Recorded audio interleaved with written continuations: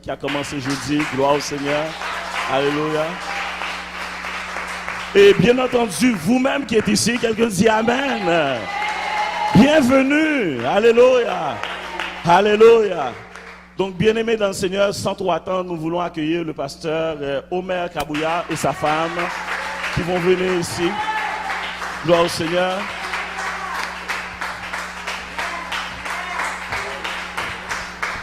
Gloire à Dieu. Gloire à Dieu. Est-ce que vous êtes là avec moi ce soir? Si vous avez goûté qu'hier c'était bon, aujourd'hui ça va être mieux.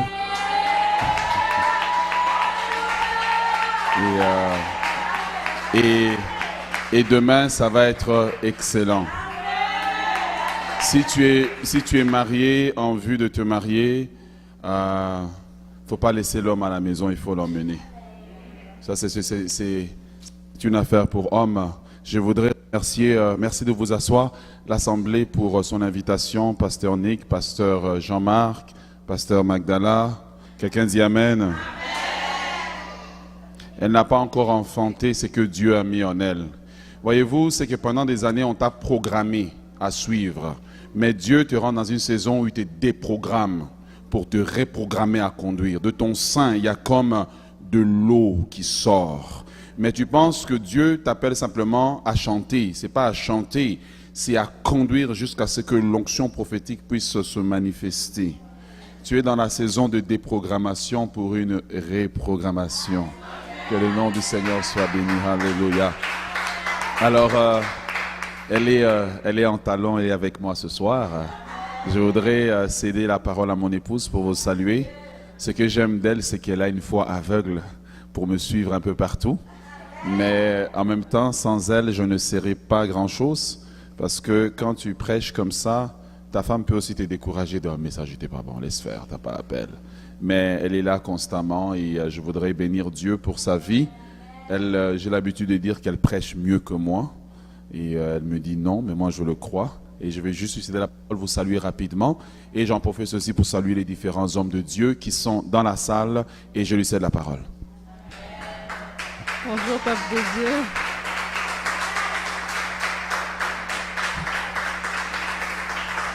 Bonjour, peuple de Dieu. C'est une joie pour moi d'être ici avec vous. Comme mon mari le disait, je le suis un peu partout, comme une bonne épouse. Et ce que j'aime de lui, c'est qu'il est un mari, mais il est un homme de Dieu. Et ce que je vous appelle femmes qui êtes ici, c'est de reconnaître l'appel de Dieu dans la vie de votre époux et vraiment de l'encourager, de savoir le voir comme l'homme avec qui vous partagez votre maison, mais quand il a un appel. Et c'est un appel, c'est pas obligé d'être un appel dans le ministère, même dans ce qu'il fait dans son travail séculier. Encouragez votre homme. Si votre mari va loin, vous irez loin, vos enfants iront loin. En tant que femme, nous sommes des colonnes. Je vous encourage à prier, à vraiment être ces épouses, ces femmes que dans le Proverbe nous dit, dans Proverbe 31, verset 30, que la beauté, la grâce est trompeuse, n'est-ce pas? Mais c'est la femme qui craint l'Éternel qui sera louée. Donc ce ne sont pas vos parures extérieures, bien que nous devons prendre soin de nous-mêmes, mais c'est vraiment votre cœur. Alors soyez.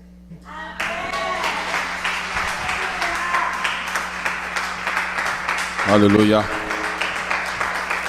Merci Seigneur. Nous allons pouvoir prier et nous allons pouvoir partager la parole de Dieu. Et il est dans mon habitude de vous demander si c'est possible de prendre des notes ou si vous ne prenez pas des notes, bien d'acheter ou de vous procurer le matériel en arrière parce que je crois que l'exhortation nous excite mais l'enseignement nous libère. Souvent lorsqu'on enseigne, beaucoup de démons fuient parce que la révélation arrive. Alléluia. Seigneur, nous te bénissons.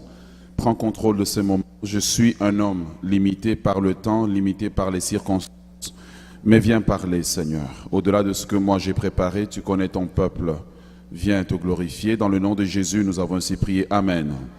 Nous allons ce soir lire 3 textes et je vais prêcher sur le sujet suivant, le roi sans trône. 5 disciplines qui vous garantissent de vous asseoir sur le trône. Hier, nous avons parlé comment est-ce que Dieu a qualifié David, comment est-ce que Dieu a choisi David. Nous avons parlé de la folie du choix de Dieu quand on le regarde dans un premier plan, mais lorsqu'on voit ce que David accomplit, nous comprenons que Dieu est plus sage que les hommes. Amen. Et nous avons parlé que c'est l'attitude du cœur de David qui l'a qualifié pour le trône. David avait 5 choses en lui qui l'ont qualifié pour le trône. Mais ici, nous voulons regarder David sur un autre aspect. En parlant du roi sans trône, nous voulons parler de 5 disciplines qui vous garantissent non seulement de vous asseoir sur le trône, mais de demeurer sur le trône. Vous pouvez aussi dire 5 écoles par lesquelles Dieu nous fait passer pour nous asseoir sur le trône. Et ces 5 écoles sont autant valables pour la femme que pour l'homme. Le premier texte sera dans le livre de 1 Samuel, chapitre 23. Et nous lisons du verset 13 au verset 2. 1 Samuel 23. Je ne suis pas couché, voilà. Du verset 13 au verset 15. La Bible dit ceci. Alors David s'éleva avec ses hommes au nombre d'environ 600. Ils sortirent de Keïla et s'en allèrent où ils purent. Informé que David s'était sauvé de Keïla, de Keïla, Saül renonça à son expédition. David habita dans le désert et resta sur la montagne dans le désert de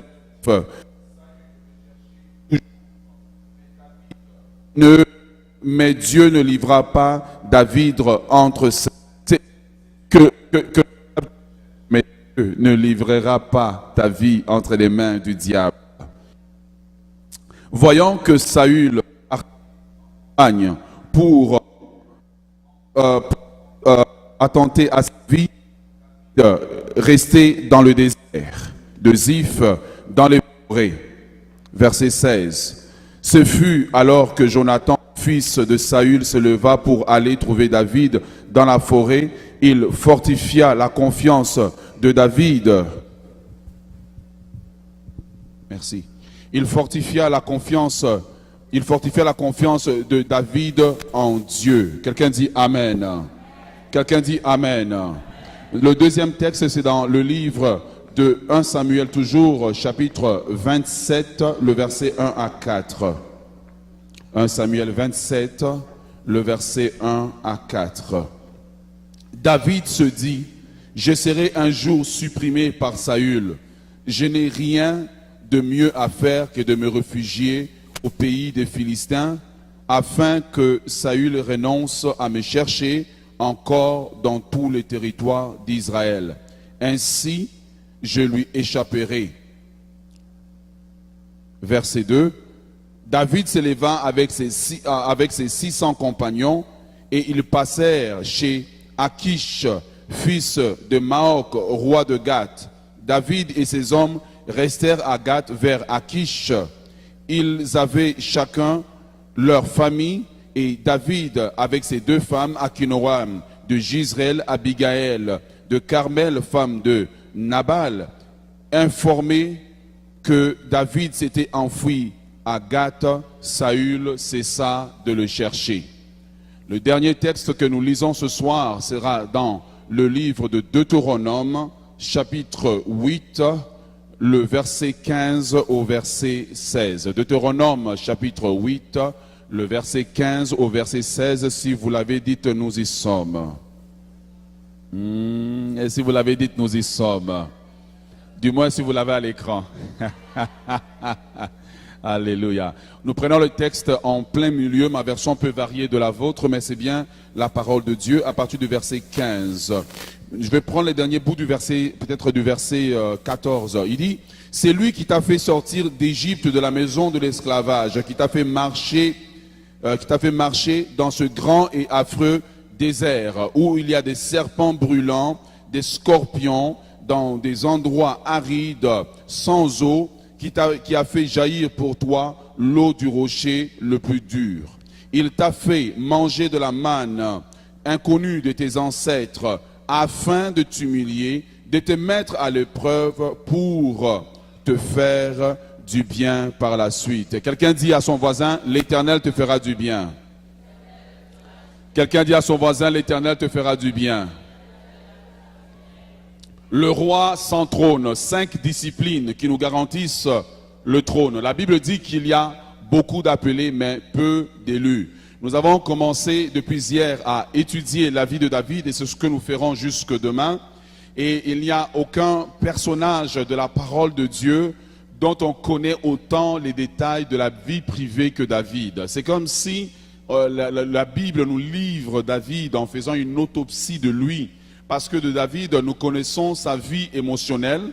Nous connaissons David comme un travailleur, David comme un leader. David, nous le connaissons comme étant un père de famille. Nous connaissons David comme le musicien, David comme le poète, David comme le politicien. Nous connaissons David comme un simple adorateur. Nous connaissons David comme un écrivain qui va écrire 70 psaumes.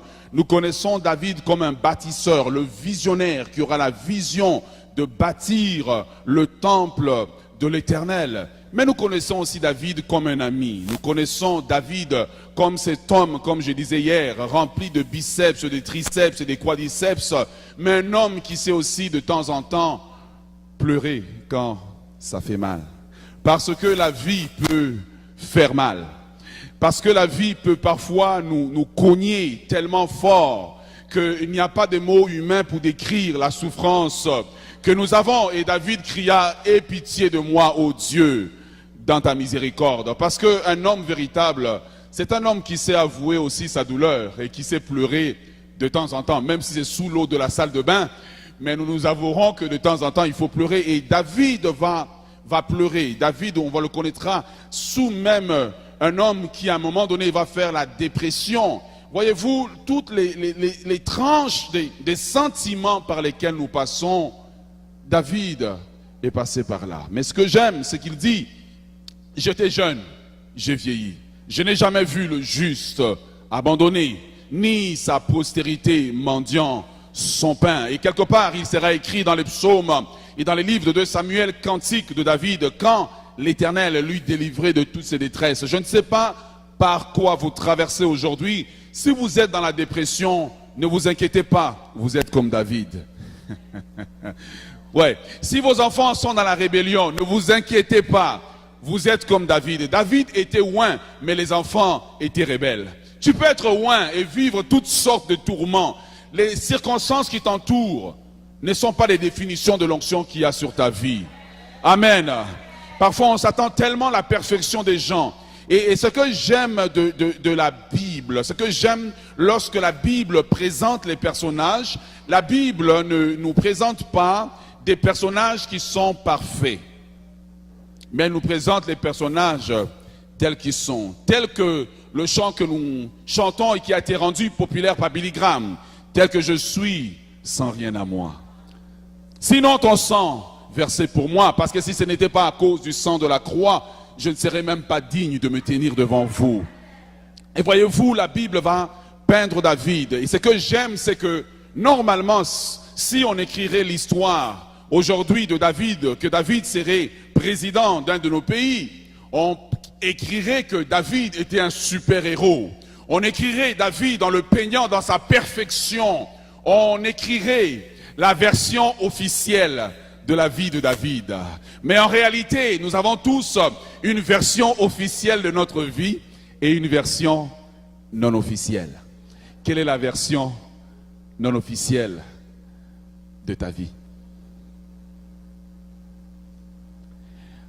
Et la Bible ne se gêne pas de présenter David dans une version non officielle, une version non respectueuse. La réalité, c'est que quand tu me regardes prêcher, tu vois la version officielle, mais tu ne vois pas quand je lutte pour résister à un péché. Tu aimes la version officielle, mais il y a la version officielle de ma vie et la version non officielle. Quelle est la version non officielle des gens qui ont chanté ici tout à l'heure? Quelle est la version non officielle des gens qui ont joué la musique? Quelle est la version de ta vie que tu ne veux pas présenter aux gens, mais que le Saint-Esprit ne se gêne pas de présenter David en disant tel que je suis, dépressif, mais Dieu m'aime, découragé, mais Dieu m'aime. Fatigué, mais Dieu m'aime. Mes enfants sont dans la rébellion, mais Dieu m'aime. Version officielle ou pas, Dieu m'aime. La version officielle, c'est la version de moi que je présente sur Facebook. La version officielle, c'est la version de moi que je présente sur Facebook sans acné, sans défaut de la peau. La version officielle de moi, c'est la version que je présente sur YouTube, sur Instagram. La version officielle qui dit que je suis ingénieur alors que je n'ai jamais terminé les études. La version officielle que je présente sur moi, ouais. La version officielle que je présente, c'est la version de mon église que je présente. Et je dis qu'il y avait 500 personnes à la réunion, alors qu'il y en avait seulement 50. Et on appelle ça l'exagération pastorale. C'est la version officielle. La version officielle, c'est que je suis parti en mission en Haïti et qu'il y avait la foule. Mais ce que la version officieuse ne dit pas, c'est que j'ai payé mon billet moi-même, j'ai demandé moi-même comme invite, et quand je suis parti, il n'y avait pas la foule, il y avait quelques personnes. La version officielle, c'est la carte de visite que j'aimerais tellement présenter de moi. J'aimerais tellement me présenter parfait, mais Dieu ne se gêne pas au travers de David de nous présenter un homme tel qu'il est. Voyez-vous, ce qui brise nos familles, nos mariages, c'est que les hommes n'aiment pas se présenter avec la version non officielle. Il sait dans une dispute qu'il a tort, mais il doit présenter la version officielle. Femme, sois soumise. Version officielle. Mais dans son cœur, il sait que c'est son tour de demander pardon. Mais l'orgueil, c'est la version officielle qu'il présente. Mais Dieu nous présente David, un homme tellement masculin qu'il pleure. Un homme tellement masculin qu'il jeûne quand il a commis le péché. Un homme tellement masculin qu'il va composer des cantiques. L'expression de la masculinité, ce n'est pas quand je ne pleure pas, mais c'est quand je pleure. Je suis assez homme pour assumer mes émotions. On aurait aimé qu'on nous présente un David parfait. J'aimerais me présenter parfait à mon épouse, mais elle connaît la version officielle et la version non officielle. C'est elle qui peut dire vraiment si je l'appelle ou si je n'ai pas l'appel. Quelle est la version officielle de ta vie? Est-ce que je peux aller plus loin? La version officielle, c'est que tu dis à ton fiancé, je n'ai pas connu d'homme avant toi, ou bien j'en ai connu deux, avec un zéro au bout. Mais la version officielle dit deux. Quelle est la version officielle de me présenter comme quoi je fais 70 000 par année, en réalité tu fais 35 000. Quelle est la version officielle?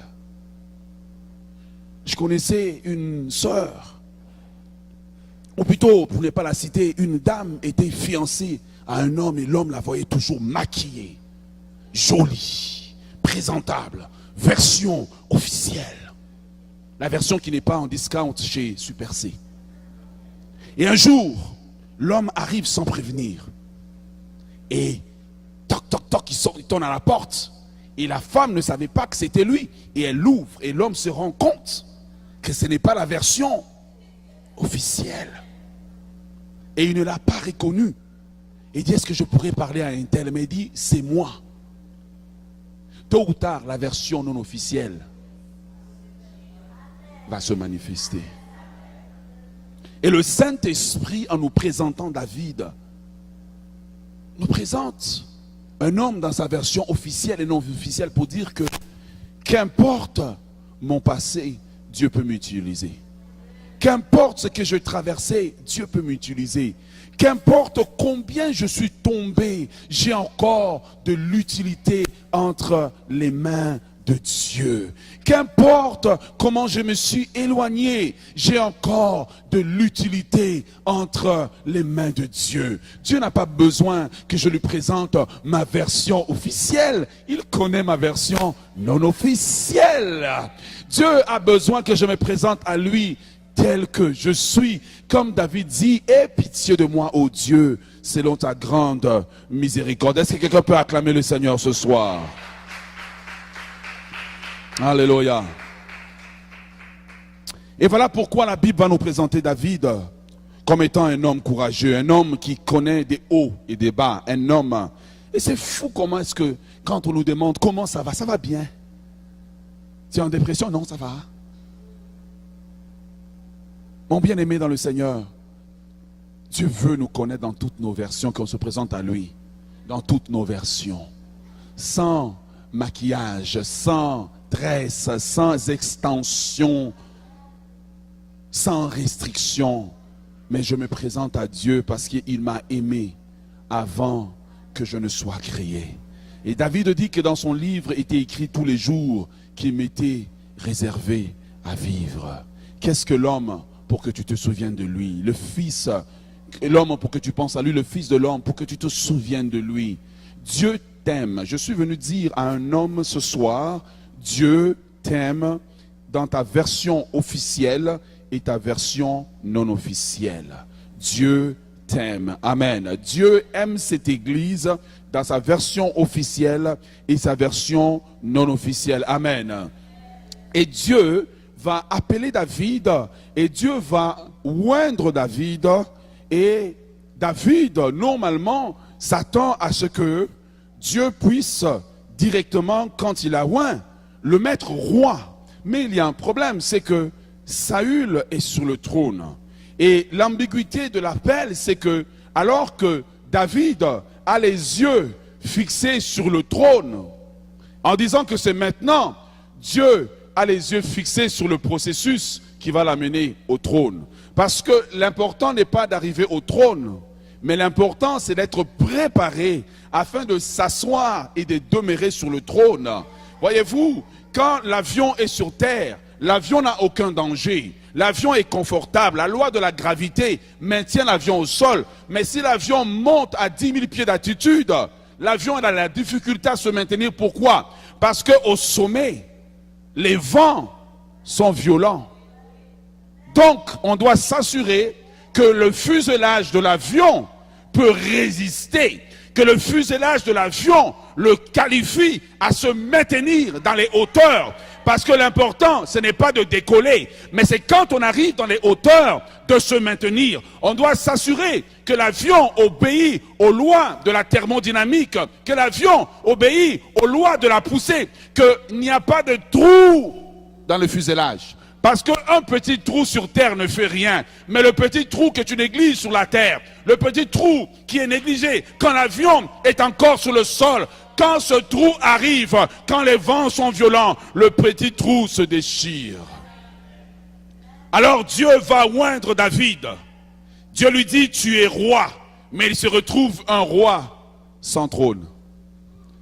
Que faire lorsque tu te retrouves avec un don de Dieu? Que faire lorsque tu te retrouves avec un appel de Dieu? Que faire lorsque tu te retrouves avec l'onction de Dieu, la capacité de Dieu, plus qualifié que ceux qui t'ont précédé? Tu es meilleur en mécanique, meilleur en dessin.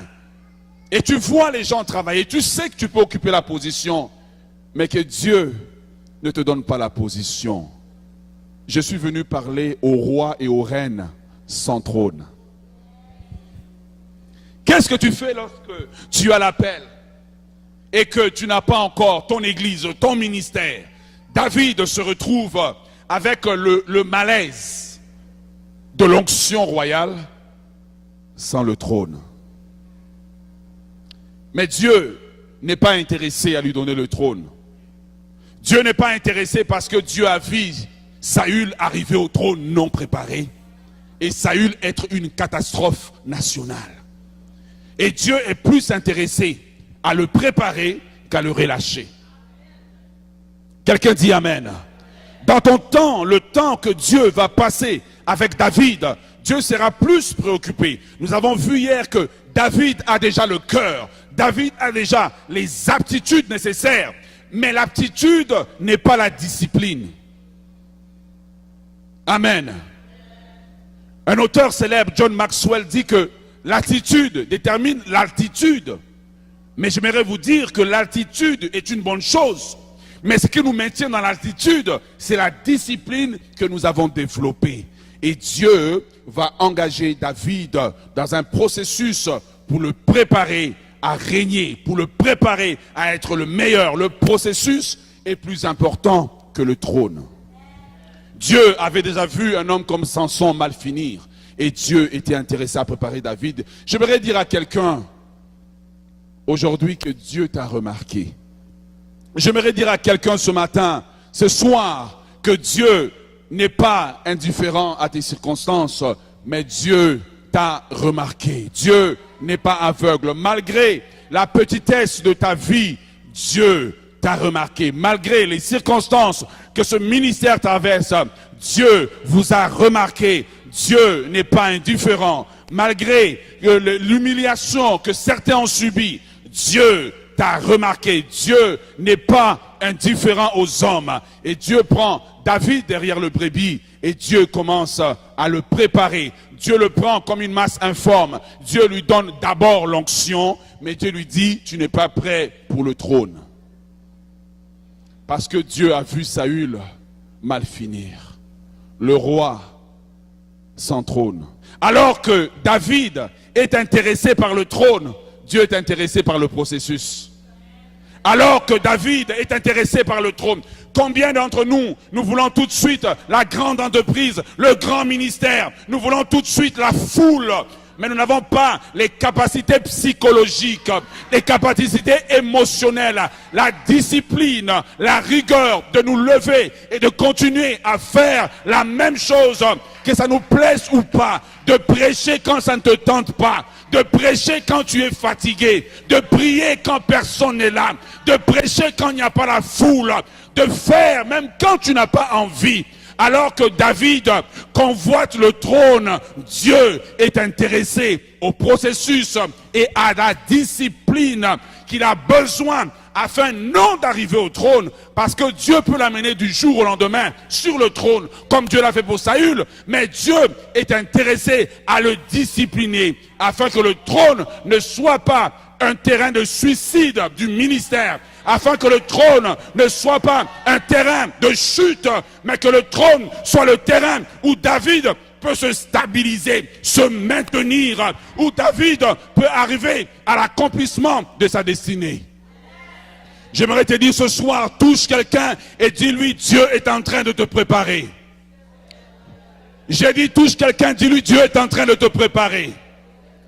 Tu as l'impression que tu tournes en rond, mais Dieu est en train de te préparer. Tu as l'impression que l'enfer est déchaîné contre toi, mais Dieu est en train de te préparer. Tu as l'impression que rien ne bouge, mais Dieu est en train de te préparer. Tu as l'impression que les démons de l'enfer sont déchaînés contre toi, mais Dieu est en train de te préparer. Tu as perdu l'emploi, mais Dieu est en train de te préparer. Tu es découragé, mais Dieu est en train de te préparer. Tu as perdu la voiture, mais Dieu est en train de te préparer. Je suis venu dire à quelqu'un ce soir que le diable est un menteur. Derrière l'épreuve que tu vis, il y a la main de Dieu. Il y a la préparation de Dieu. Derrière les attaques du diable, les humiliations, il y a la main de Dieu. Derrière le divorce, la main de Dieu est en contrôle.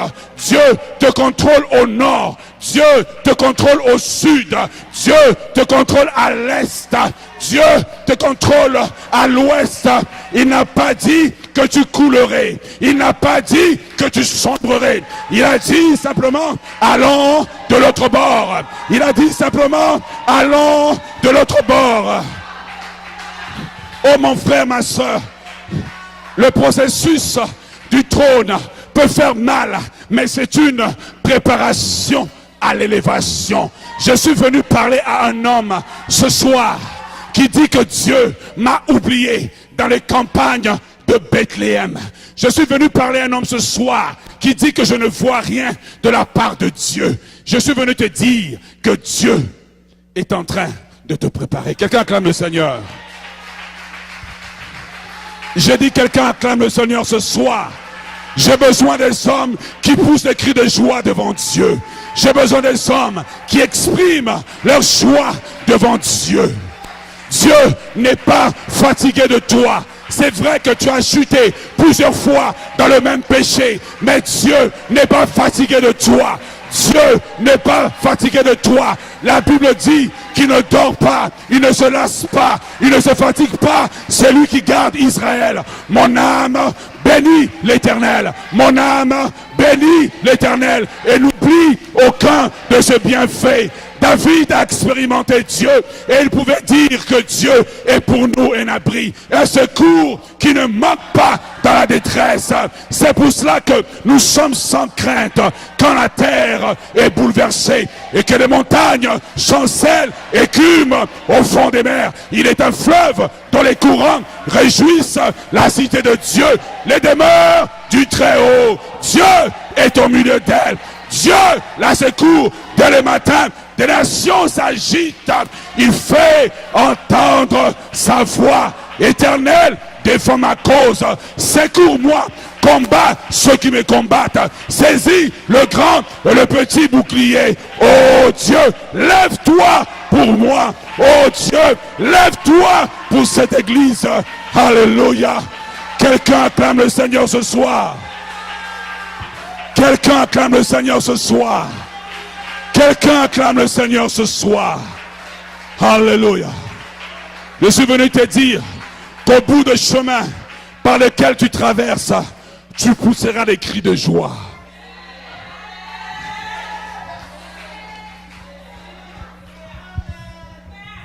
Qui t'a dit d'arrêter d'acclamer?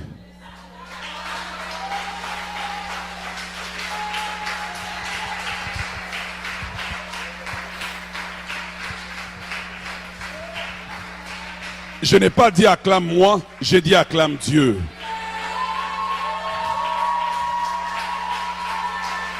J'ai dit que ce soir nous allons accélérer les choses.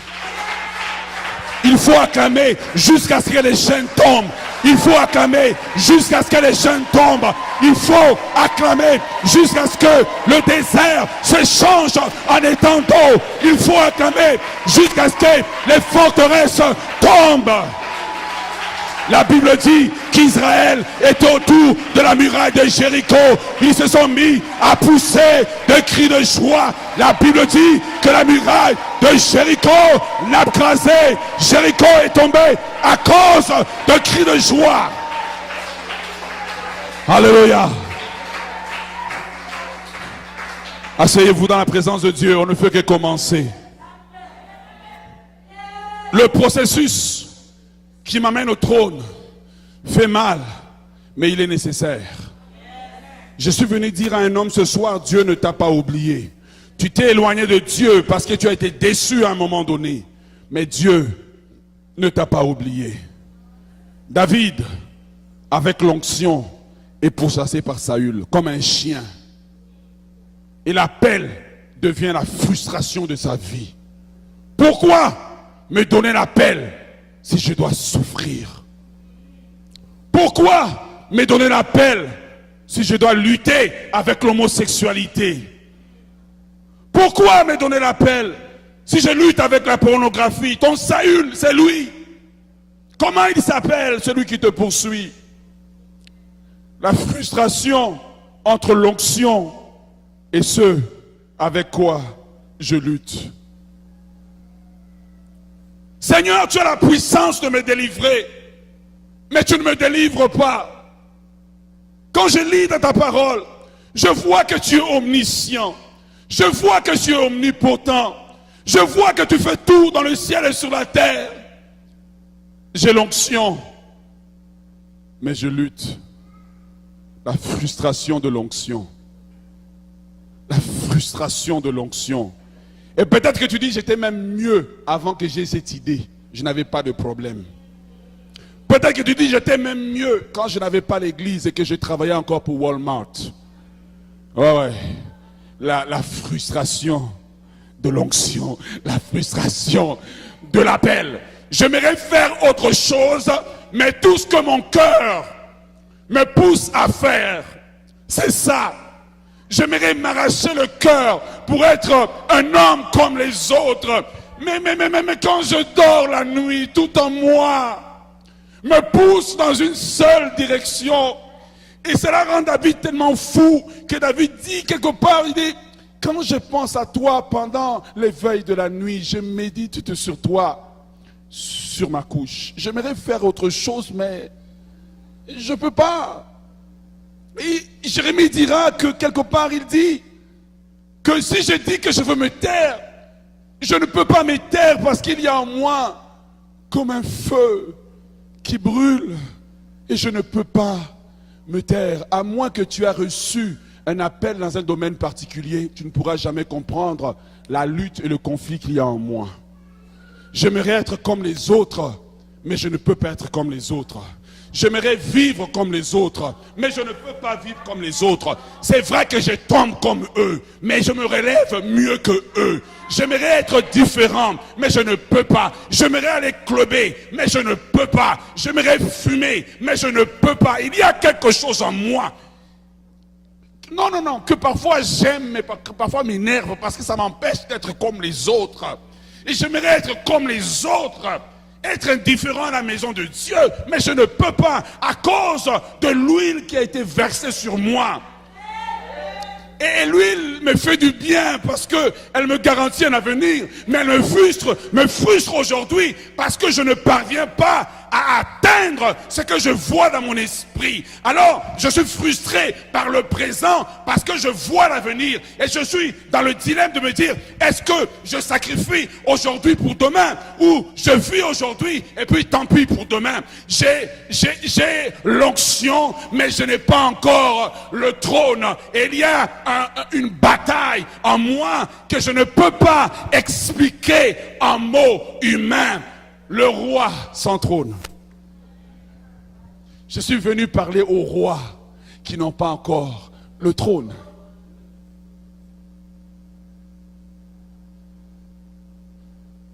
Ça me fait mal, mais je continue à le faire. Et Dieu va engager David dans 5 disciplines pour le préparer au trône. Je vais aller rapidement.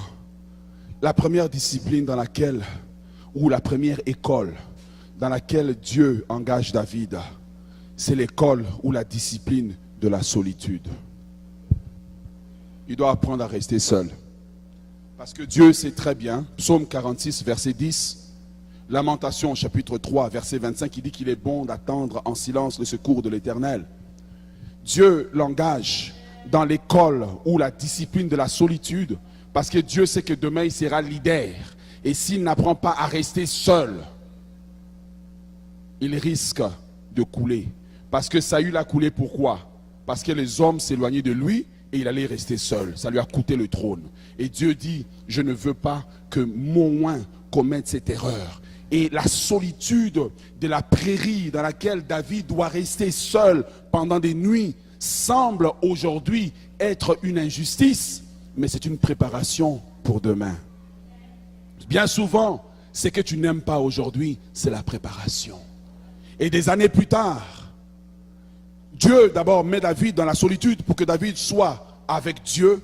Mais Dieu permet la solitude de la prairie dans la vie de David pour que David apprenne de temps en temps à se recalibrer. Vous savez, le GPS, quand tu sors de parcours, il dit quoi? Recalibration. Lorsque David arrive à Tiglag et que les hommes parlent de le lapider, quand la Bible dit que David se fortifie en l'Éternel, en réalité, David se recalibrait. Quand tu apprends à rester seul, quand tu apprends, Dieu t'apprend la discipline de la solitude. Parce que plusieurs personnes ne supportent pas la solitude. Et une des preuves, tu vas voir que son Facebook status là a au moins 5 à 10 updates par jour. Mais tu ne peux pas rester seul, télévision éteinte, juste toi tout seul, silence. Mais il faut que tes pensées vagabondent, ça vagabonde à gauche, à droite. Et Dieu emmène David dans l'école de la solitude, car l'écoute de Dieu se développe dans l'école de la solitude. Quelqu'un dit Amen. Deuxièmement, Dieu amène David dans l'école de la solitude, sous-point du premier, pour que David apprenne à se reposer.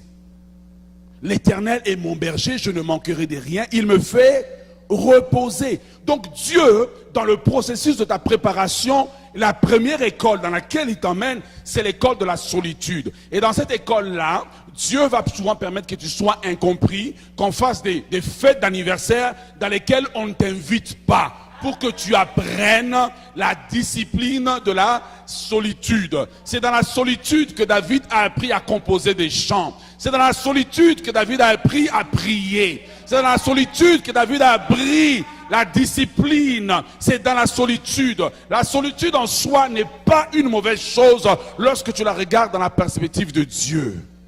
Mais c'est aussi un soir, alors que des années plus tard, des hommes d'Israël étaient partis à la guerre, David était resté seul. Il a eu le test d'une école dans laquelle Dieu l'avait fait passer des années. Des années plus tard, le test est venu. C'était le test de Bathsheba. Et David avait du mal à supporter la solitude. Il a échoué le test. Ce que tu vis dans ta base, souvent, au sommet, il y aura le test.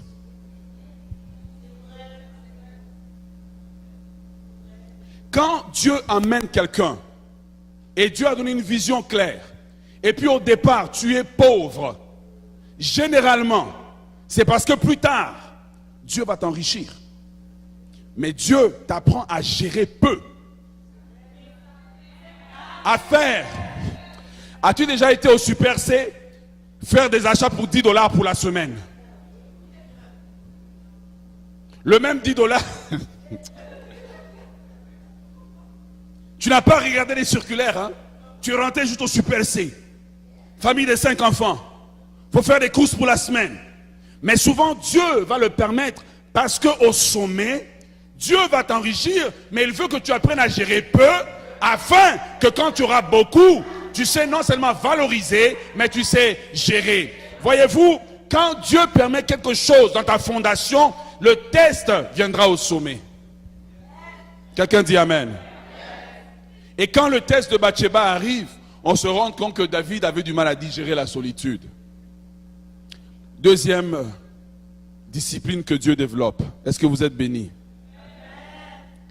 La deuxième discipline que Dieu va développer, c'est la discipline de l'impopularité ou de l'obscurité. David est dans l'obscurité, dans la campagne de Bethléem. Comment ça se fait qu'un jeune garçon qui peut tuer le lion, qui peut tuer l'ours, moi il me semble que si je suis son père, je veux le prêter à quelqu'un de puissant.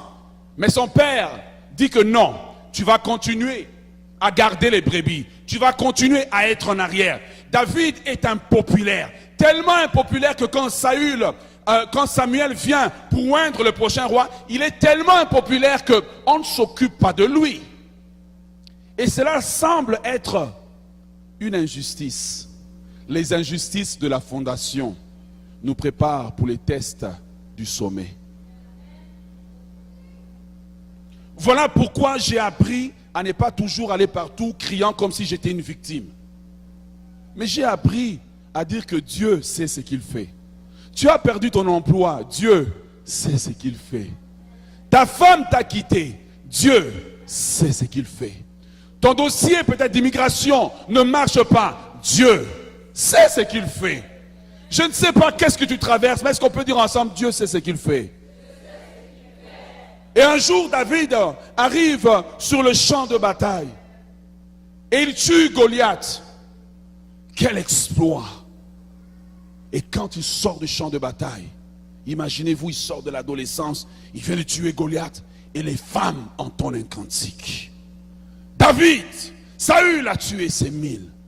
David a tué ses 10 000. Il était un inconnu, un impopulaire, un homme obscur et soudainement, vous savez, quand tu fais un exploit ou quand tu as de l'argent, il paraît que ça te rend beau. On va trouver peut-être des oreilles cute. Et David soudainement sort et les femmes chantent. Mais c'était le test par rapport à l'impopularité qu'il avait vécu pendant des années. Et souvent, quand tu es dans ta fondation, tu vis certaines choses et tu détestes que Dieu te fasse passer par là. C'est pour ça que dans le texte de Deutéronome que nous avons lu, Dieu dit à Israël, j'ai été fait passer par là, j'ai été fait passer par le désert afin que tu apprennes à dépendre de moi. Voyez-vous, David connaît l'impopularité et soudainement une propulsion arrive.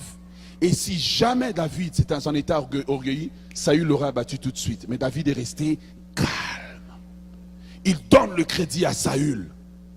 Est-ce que Dieu n'est-il pas en train de te faire connaître la discipline de l'impopularité? Tu as bien chanté, le pasteur il monte devant, il ne t'occupe même pas, il continue à faire ce qu'il avait à faire. Tu as prié, les malades sont guéris, ils m'ont dit c'est bien, mais continue à être musicien. Et toi tu dis non, dans cette église-là on ne me reconnaît pas. C'est vrai, on ne te reconnaît pas, on te reconnaîtra quand Dieu dira que c'est ton temps.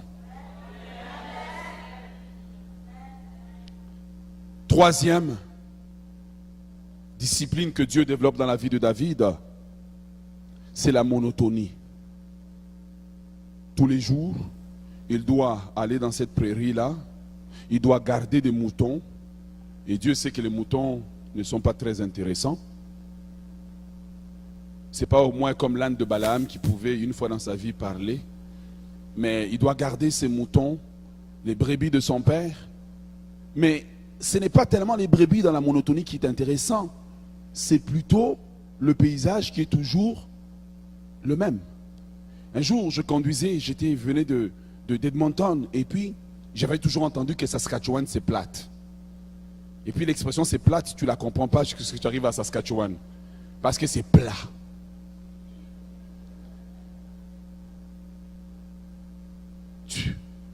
Le champ, c'est plat. Et tu as l'impression, parce que c'est plat, que tu n'avances pas. Mais dans la monotonie, Dieu nous fait avancer. La monotonie n'est pas l'expression que Dieu ne travaille pas. Mais dans l'école de la monotonie, Dieu nous apprend à ne pas fonctionner avec nos émotions, mais par la foi.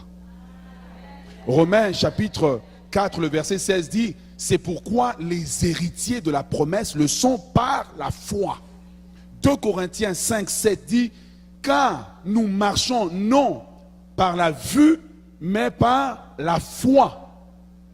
Donc dans l'école de la monotonie, David, avec l'onction royale, doit continuer à croire que Dieu l'a appelé, même si personne ne passe dans le chemin, même si personne n'acclame.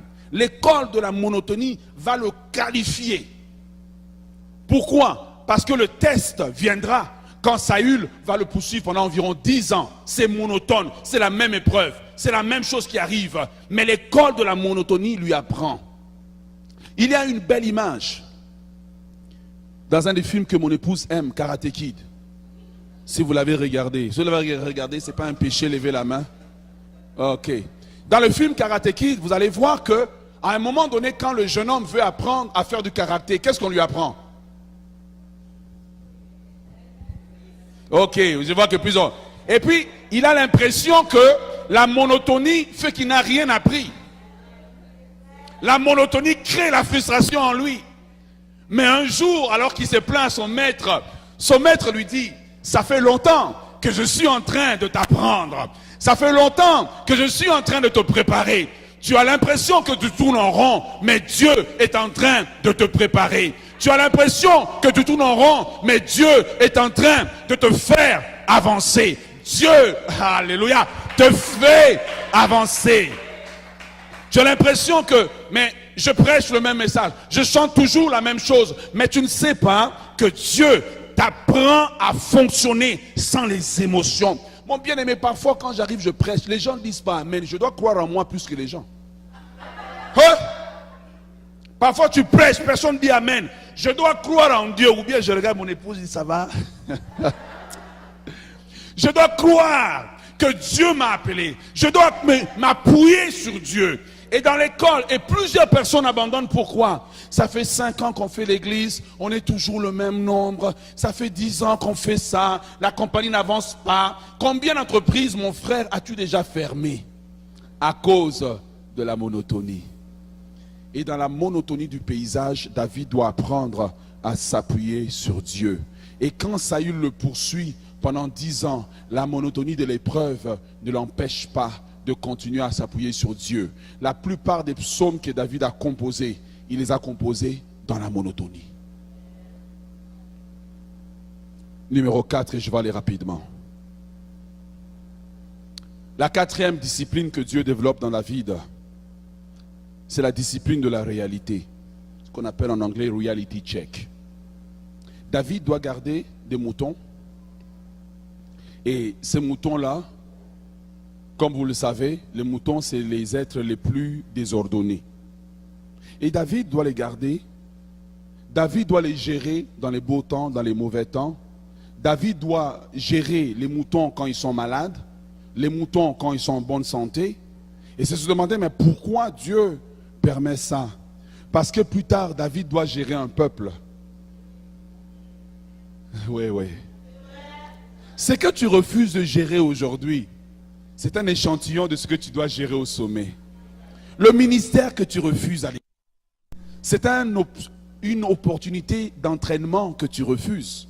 C'est facile de vouloir servir quand c'est plein. C'est facile de vouloir quand c'est grand. Mais comment peux-tu gérer quand c'est grand, quand tu ne sais pas gérer quand c'est petit? C'est facile de vouloir venir prêcher quand il y a la foule. Mais est-ce que tu peux avoir le même tonus, la même qualité quand il y a que quand il y a... Et Dieu garde David derrière les brebis. Frustrant.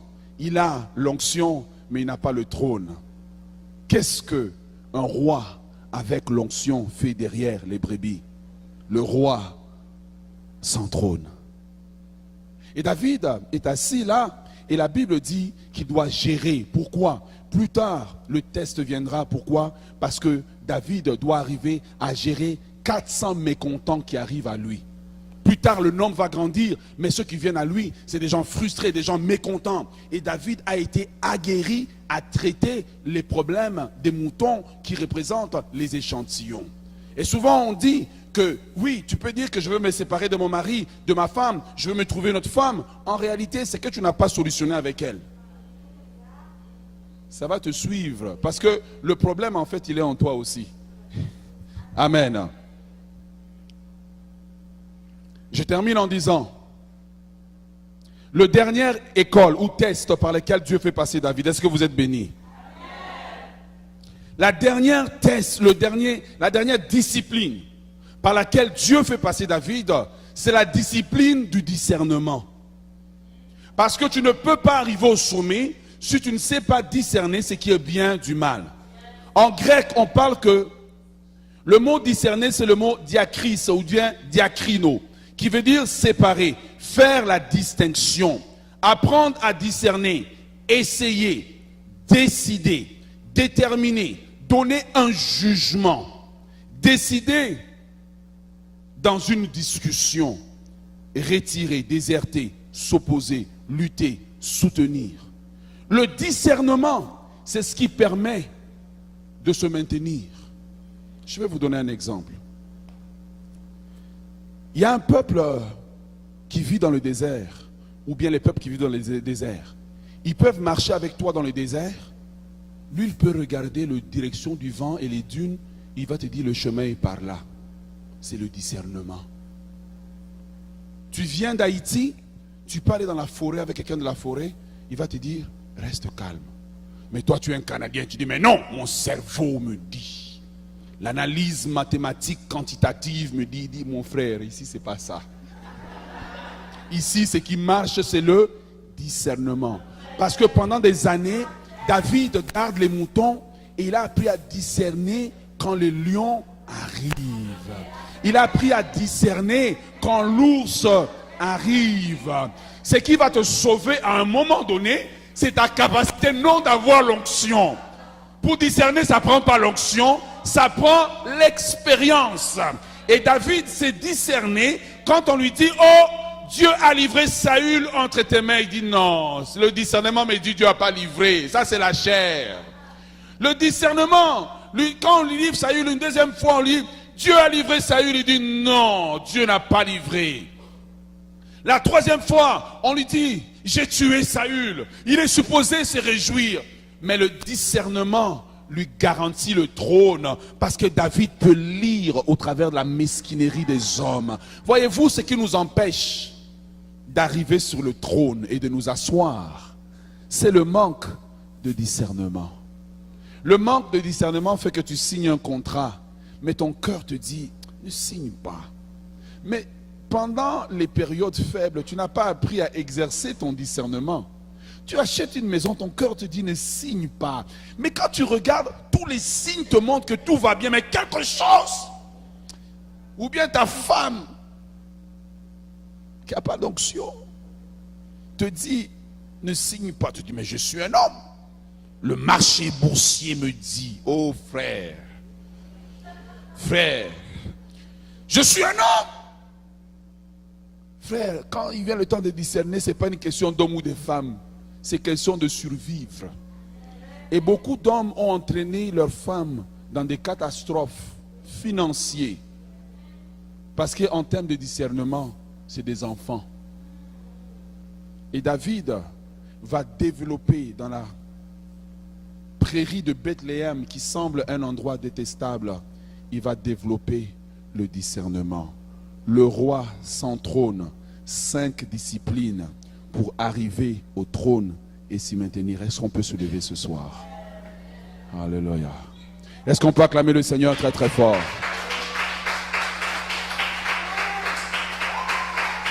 Est-ce qu'on peut acclamer le Seigneur très très fort ce soir? J'aimerais que, avant de terminer, est-ce que je peux t'inviter juste à te tourner vers 2-3 personnes? Dis-lui, qualifie-toi pour le trône. Dis-lui, qualifie-toi pour le trône. Je sais que l'enseignement est lourd, mais il est nécessaire parce qu'il sauve ce soir des vies. Je vais juste prier pour vous et laisser l'homme de Dieu venir. Alléluia. Nous allons prier. Et je laisse l'homme de Dieu venir. Seigneur, j'ai livré ta parole telle que tu l'as mise dans mon cœur. Il y a des rois en ces lieux. Des hommes qui vivent la frustration d'avoir la vision, mais non les ressources. D'avoir la vision, mais qui ne voient pas cette vision se réaliser. Et qui ne voient pas qu'en réalité, les prairies de Bethléem sont un lieu de préparation. Et plusieurs ont abandonné des visions. Plusieurs ont abandonné des idées d'entreprise que tu avais injectées en eux. Plusieurs ont abandonné tant de choses. Mais nous prions, Seigneur, qu'au cours de cette fin de semaine, que des renoncements soient faits, que des décisions soient prises de retourner à l'entraînement de Dieu. Ce que tu prépares pour nous dans la fondation, c'est pour que nous puissions résister aux tests au sommet. Seigneur, bénis ton peuple. Dans le nom de Jésus, nous avons ainsi prié. Amen.